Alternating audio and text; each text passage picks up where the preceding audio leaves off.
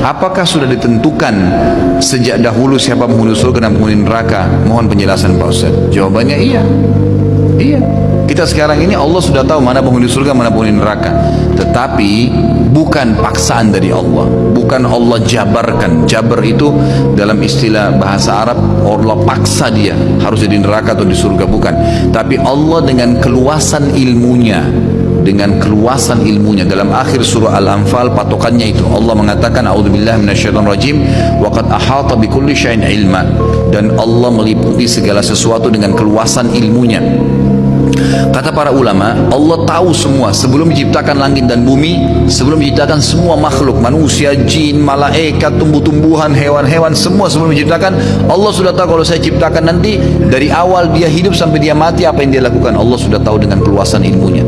Itulah keluasan ilmu Allah Subhanahu wa taala. Ini yang dimaknakan dengan waqad ahata bikulli syai'in ilma. Allah meliputi segala sesuatu dengan keluasan ilmunya. Jadi Allah memang sudah tahu.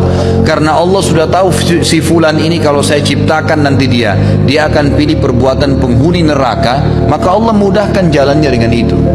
Saya kasih contoh, saya jelaskan ya, saya reviewkan kembali. Takdir ada dua macam, ada mutlak dan ada ikhtiar.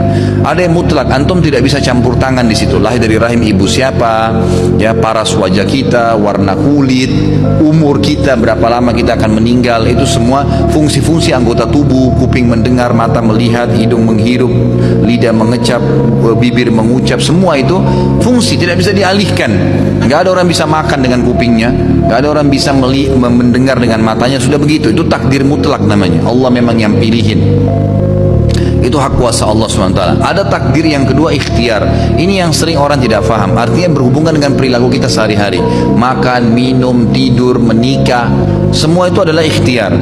Allah termasuk beriman dan kafir itu ikhtiar. Ikhtiar. Sekarang antum bisa duduk di masjid ini, majelis kita bisa pulang. Siapa yang bisa tahan?